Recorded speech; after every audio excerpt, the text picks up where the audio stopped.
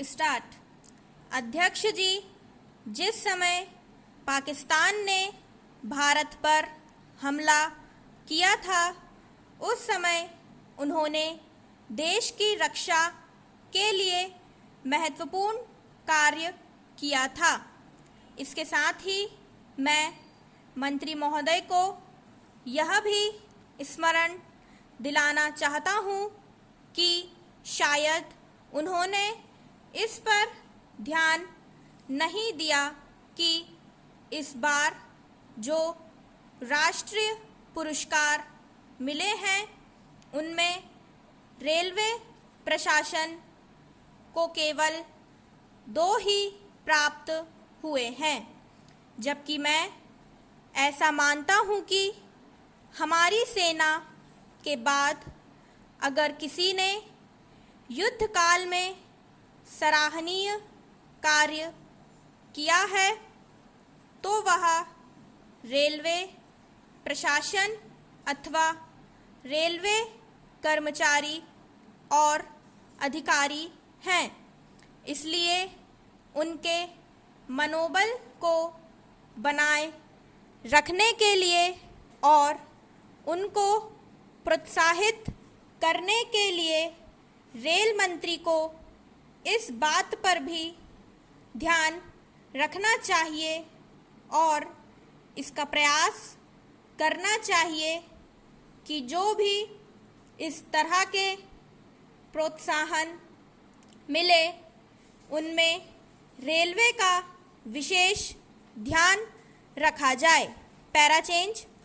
Rail मंत्री महोदय ने अपने वक्तव्य में भी रेलवे कर्मचारियों की प्रशंसा की है या उनको प्रोत्साहन दिलाया है, लेकिन यह प्रोत्साहन शांति काल में भी बना रहना चाहिए।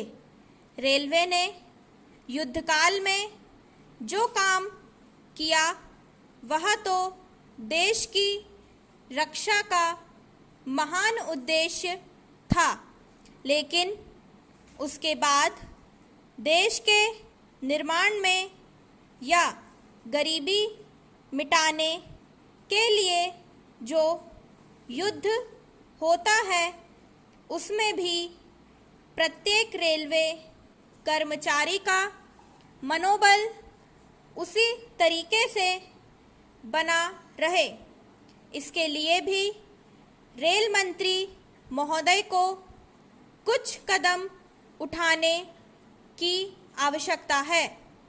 मैं ऐसा मानता हूँ कि वह किसी भी तरीके से करें, उनका तरीका कुछ भी हो, लेकिन उनको यह करना चाहिए कि जितने भी रेलवे कर्मचारी हैं, जो भी रेलवे को मुनाफा हो, मुनाफा में से वह साझेदार हों।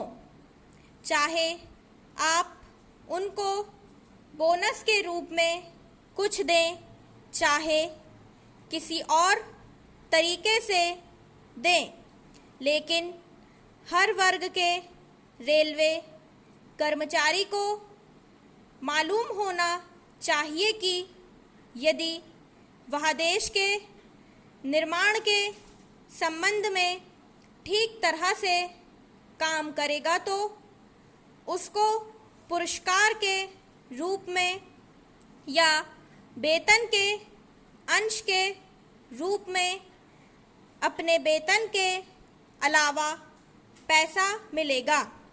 इसी प्रकार इस संबंध में मैं एक और सुझाव देना चाहता हूँ।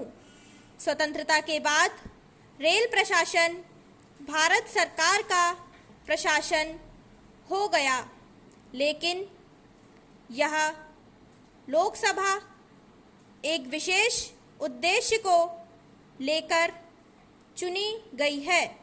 यह उस कार्यक्रम का एक नमूना ही है।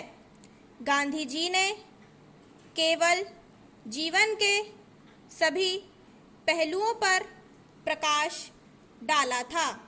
धन को वे संयम से व्यय करने के हक में थे। स्टॉप।